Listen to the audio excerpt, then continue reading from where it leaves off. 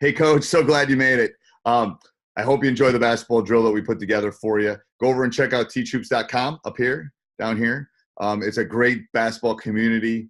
A bunch of us coaches have gotten together. We share ideas, lots of resources. There's a 14-day free trial if you like it. Click up here, click down there. If nothing else, sign up for our free newsletter. You'll enjoy it. Thanks. Hi, Doug Skockle here again from Johnson County Community College in Overland Park, Kansas. Got a really good video for you here today to talk about how to become a better shooter. The three things we're going to focus on and be able to shoot this basketball better is, number one, we're going to learn how to have good distance judgment. Next thing we're going to talk about is how to have the proper amount of arch on the shot. And finally, and I think maybe might be the most important part of it, is to be able to shoot the ball straight. All right, the first of those three factors that we talked about is distance judgment. And the thing that I find that, that's not a hard thing for most players to be able to do. That they can get the ball to go pretty much a correct distance. That's not a hard thing for them to achieve. But what I have found is that what you're looking at, we call it targeting, what you're looking at really makes a difference in getting that distance to go, the precise amount. Now, here's what I found out about in targeting is that, a lot of things in shooting, they take this kind of a one-size-fits-all approach. I don't find that to be the case at all. I find that in 47 years of studying shooting, that there's a lot of different factors that I may have one targeting skill that works best for me, and someone else has a second targeting skill, and a third person has even yet another targeting skill. So we're going to talk about the common targeting practices here and the pros and cons of it, and let you decide on which one of those is going to help you to be able to shoot the basketball the distance that you want it. So again, a lot of people talk about either looking at the front of the rim. Josh, if you could zero in right here to this spot where I'm pointing at on the rim. You got that? You got it right there? Okay. So what you're finding is a tiny piece of the rim closest to you. So even though this isn't the front of the rim as it relates to the backboard, it would be the front of the rim if you were shooting from this angle right here. And so what you do is you find a tiny spot on the rim, and your objective is to shoot the ball softly just over the rim. Now, I think for me, that's the second best way to shoot. When your objective, again, is to shoot the ball softly just over that spot. The front of the rim, being over 20 inches away from the backboard, is not solidly anchored, and so if a ball hits the front of the rim, there's a little give, a little vibration, softens the basketball, and will allow the ball sometimes to crawl into the basket. All right. On the other hand, some people say, let's look at the back of the rim. Now, that's my least favorite.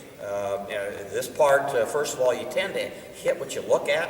And so if you're going to catch that back iron, this thing is only about 4 inches away from the backboard, solidly anchored into the backboard. And when the ball hits this part, it's not going to, there's no give. The ball's going to come away pretty hard. Now, I have a third method, and hang on, I'll just get that here real quick.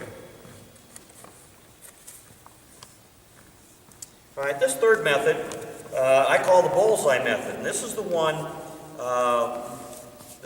That I prefer right here. You have to pardon my little homemade target, but I'm sure it'll get across the idea. I really favor this. There was a guy who went to the U.S. Army back in the early 1900s, and he said, "I can help your marksmen shoot, perform, and have better scores." When they're shooting their rifles than they currently get, if you'll pay me X amount of money. And they said, well, if you can increase our scores, we'll pay you X amount of money. And so what he did talk to him about, he says, we're not going to shoot at the bullseye. He said, we're going to shoot at the center of the bullseye. So you can see that I have put a little black dot inside of our bullseye right here. So I'm not shooting for the yellow, I'm shooting for the black, and maybe even a smaller circle than that black dot represents right there. But the Army termed it was pinpoint accuracy. And so that's, here's what I'm trying to do. Here's my objective. When I'm shooting the basket, I am trying to shoot the ball not at the basket. I'm going to shoot the ball above the basket. And I want the ball to drop. I want the center of the ball, bottom center of the ball, to drop right where that black dot is. And by doing so, I can shoot the ball pretty good even in my advanced age here, at almost 73 years old, because I think I've got a good objective. It makes sense to try to hit what you're looking at. So I'm not going to tell you that looking at the front of the rim is bad. It may be great for you. I'm not going to tell you that the back of the rim is bad. It may be great for you. I'm telling you that this one works best for me, and has worked best for any players that have had problems with targeting. It's worked best for them as well. Now, one thing that we do, Josh, if you could take a shot up there at the basket real quick. Just take a look up there, and what we're seeing is when you look up there, you're looking through the underside of the basket. All right, now come back to me. Okay, now come back to me. So you're looking through the underside of the basket right now. Maybe you can zoom in just a little bit so you can pick up the target. And can you see the black dot in there? Okay. So I'm envisioning a target, kind of a two-sided target, with the concentric rings on the top of the target and on the bottom. But most players are looking through the bottom of the basket. And so when I look up there, that's what I see in my mind, in my imagination. I see that black dot right there. Okay. All right, so our second factor in shooting success deals with arch. And I'm going to give you some information here. It's probably more information you really need or would want. But I like to educate people, give them as much information as I can, and then you decide how you want to use it. But I think it'll help you in understanding how to help a kid with the amount of arch that he's putting on a basketball. So I want you to think about this. Imagine you and I've decided that you and I are going to have a shooting contest. And we're each going to put $100 in. It's kind of like we're going to make a bet who can make the most free throws. All right, we're going to shoot 100 of them. But here's the deal. I get to shoot at a 16-inch rim. You are going to shoot at a 12-inch rim. Okay, and you put your $100 in, I put my $100 in. Well, right away you're saying, wait a minute, that doesn't seem very fair. You know what? You're right, it isn't fair. And yet this is what happens with a lot of kids who have a flat shot. They don't have a reasonable amount of arch. What they're doing is the flatter your shot, the less available space there is for the ball to fit into the basket. And so I want to talk to you about that so you can use that as an argument for a kid that shoots the ball, not enough arch. So let's take a look at what we've got over here. You can see I've got a clock, 9, 10, 11, 12 o'clock right here. I'm going to talk about some launch angles, right, shooting the basketball. Now, from 9 o'clock to 10 o'clock is a 30-degree angle. From 9 around here to 11 o'clock is a 60-degree angle. And obviously, 9 to 12 is a 90-degree angle. All right, so we're taking a look at from 15 feet and inside of 15 feet. Here's what we found. That when you shoot at a 60-degree launch angle, in other words, I came down here like this right now and matched this up to my shoulder. If I had a follow-through matched up to 11 o'clock right there, that's a 60-degree launch angle. All right? Well, here's what we found. Now, these are not, the top lines here, 12, 14, 16 inches, aren't precise numbers, but they give you an idea of what we're trying to talk about. So a kid from 15 feet and in, if he shoots with a 60-degree launch angle, he's going to have 16 of the 18 inches of that inside diameter to fit the basketball through. All right? So that's 11 o'clock. If I drop it to 10:45, which is a 52.5 degrees, 7.5 degrees lower, again, I'm giving you more than you want to know, but bear with me. You've dropped, you've decreased the amount of space available now for that ball to fit to 14 inches. And then if you drop down here to 10:30 or 45 degrees, by the way, I'm just shooting camps all over the country. I go around the summertime and do camps. People have me come in. And this is a real common launch angle. It's 10:30. 10:30 says you're only going to be able to use 12 of those 18 inches. And it's going to be really difficult for you to make a lot of shots under those circumstances. Now, I want to come back to this 60-degree launch angle.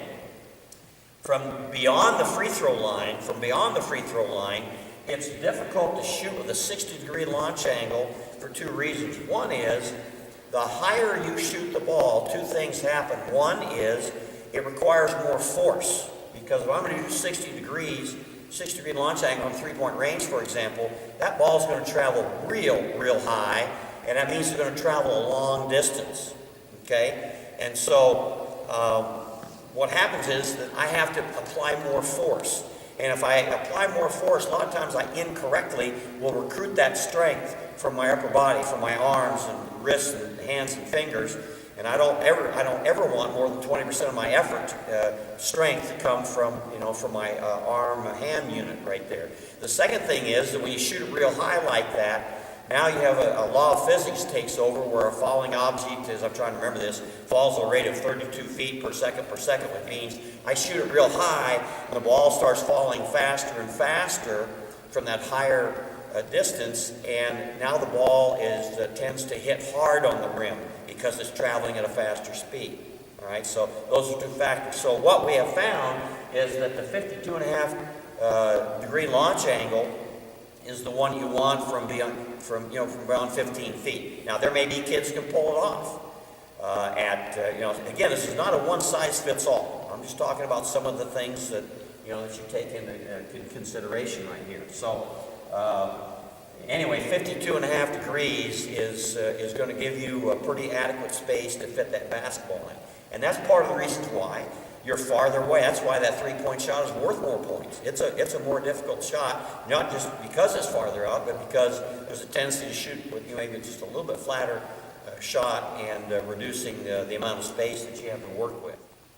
All right, so let's talk about what is reasonable arch. You're not going to run around with your players and say every time they make a shot, hey, let me get this board in here and let's check your launch angle, so on and so forth. So how do you know what's a reasonable launch angle? Well, there's is what I call ball-basket interaction. Anytime that you shoot the ball at the basket, the results, whether you make it or miss it, leave evidence of what happened that allowed that shot to do any one of a number of things. Right, so the basketball and rim interaction gives you a great indicator if your kid has good arch or not. And here's how you determine if you've had reasonable arch. Okay, there's 3 ways the ball is going to interact with the basket with proper arch. Number one, you are going to get more swishes because if you are shooting the ball higher, you're using more available space to fit the ball into here. The second thing that you're going to have is what I call deflected makes. Once again, I'm coming in, more arch means I'm coming in at a steeper angle, and the basketball will catch the rim and deflect downward into the basket. So we have deflected makes, right? We got swishes, you'll have more deflected makes, and then the third one is what I call rim dancers, where the ball will come in and go bounce, bounce, bounce, and falls into the rim. A lot of people say, well, I was lucky. And as soon as I see that, I say that kid was not lucky. That kid had reasonable arch, and the ball comes down soft in that situation. It doesn't rebound away hard.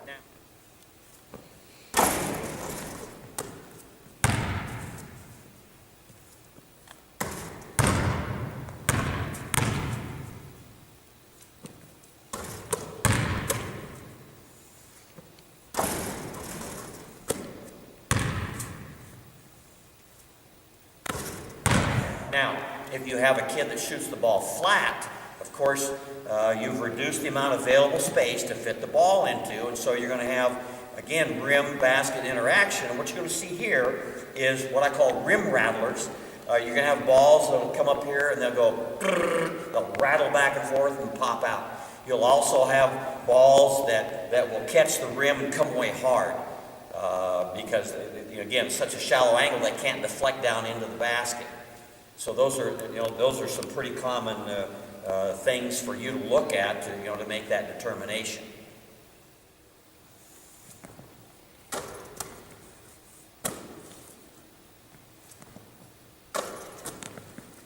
So if you've got a kid, again, it's just there are some kids that shoot flat and they just don't want to shoot with arch.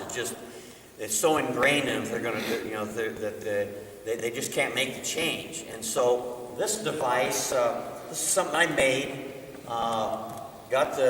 Went to Home Depot and got PVC pipe and cut it up, put this thing together, about 20 bucks worth, I guess. And Josh, you want to pan in here real close? We'll just kind the parts I'm showing here, I think these are about a foot long. That's a foot long. That's a foot long. That's about a foot. This is about a foot. Again, foot to foot. This piece, I've got it so I can break it down into two. That's coming up about, I don't know, 4 feet or so. The next piece is going up about 4.5 feet. A little cross piece at the top.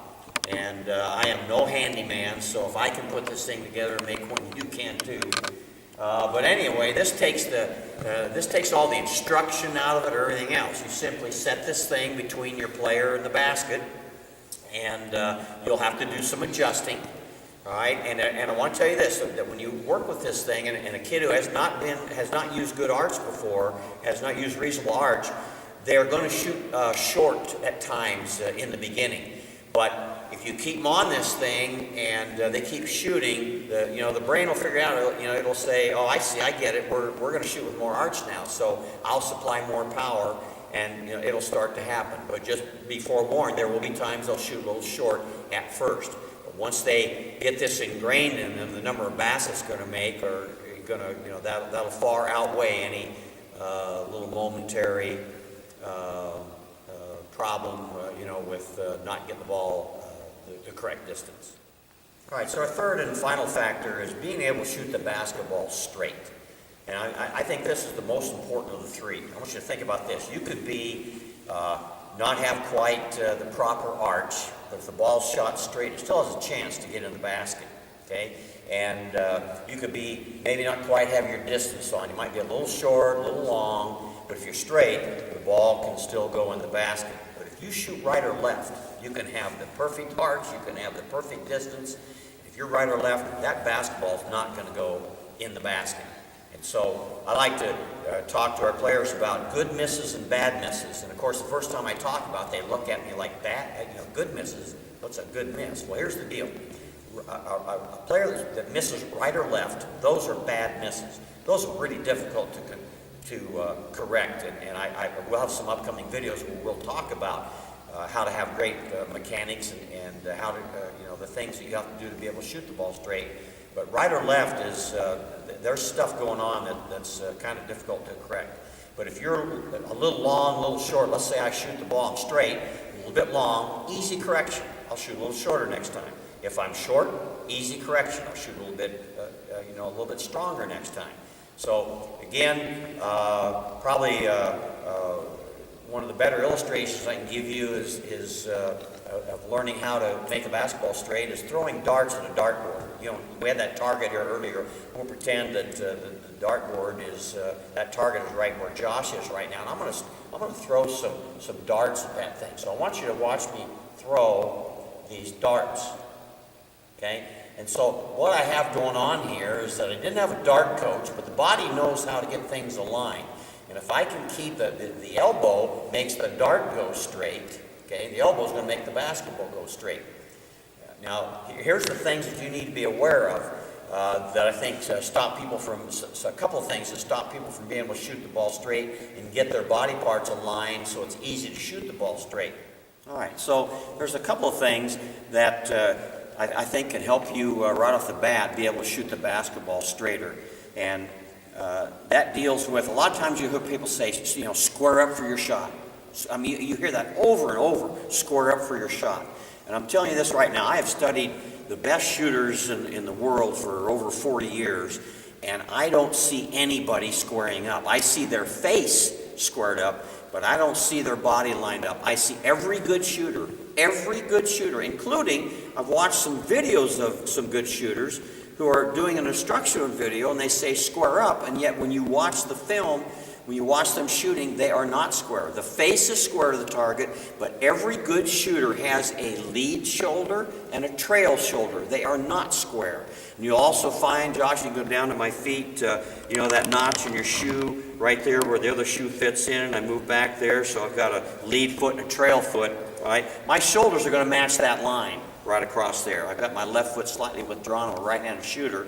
And so I have a lead shoulder and a trail shoulder. And the reason for that is, again, when I was throwing darts, I turned slightly, and what it does is allows now this alignment process, the hand, the elbow, the knee, and the toe on this side, they all get lined up in kind of a little narrow elevator chute, and it lets my eye get involved in that little vertical plane also, so that it's easier for me to aim. If I'm squared up, what happens with players is the ball now starts to come in front of their face. And now you have a problem with what they say, the elbow's out. The elbow isn't out. The ball is what's making the elbow go out. Move the ball back where it's supposed to go. Watch what the elbow does. Okay, so the elbow makes the basketball go straight. So again, I'm going to be slightly turned with my upper body matching the angle of my feet right there. And now I can get this eye involved in helping me to align for the shot. All right, so the last thing I want to do right now is to give you a little bit of a, I don't know if I call it a drill or a competition that we use that really helps us become more accurate free throw shooters. Everybody's always trying to find ways to shoot free throws better, and so what I want to do is I want to talk to you about a competition. You can either do this as a league within your team. All your team members are going against everybody else, so every day there's a competition. And you create a round robin, you keep league standings, and those league standings change from day to day. But now at Mesa State, we had a free throw ladder, and if you will email me, and I'll put my email address on here, if you'll email me, I'll send you a picture of our free throw ladder, and with an explanation of how we work that into our competition. But we use this game, either the league standings or the free throw ladder. Whoever's at the top on Thursday going into the weekend's game is going to be our captain and is automatically going to shoot all technical free throws. It's automatic. And if they happen to be not in the game, then they get to choose someone to shoot in their place. But the free throw game works like this. Let's say each one's going to shoot 10 or 15. I don't know what number of free throws you're going to shoot with your kids. Well, let's say we're going to shoot 15 free throws today. All right? So I'm going against Josh.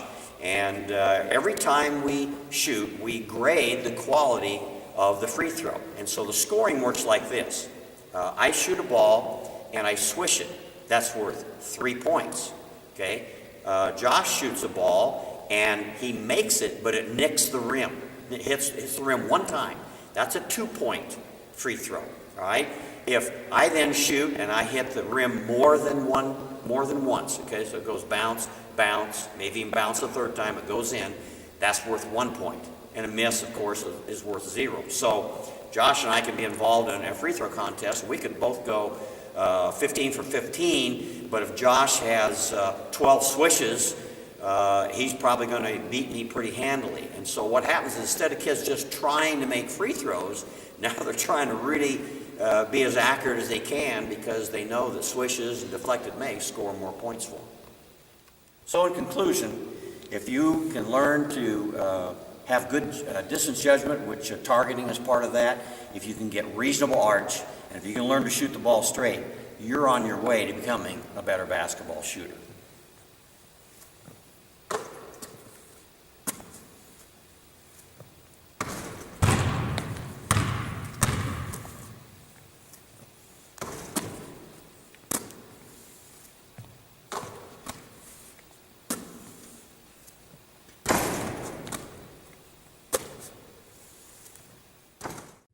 Hey, Coach, I hope you like that. If you're looking for more resources, you're looking for a mentor, check it out, teachhoops.com for coaches who want to get better. I do not think you'll be disappointed. 14-day free trial. It is there for you.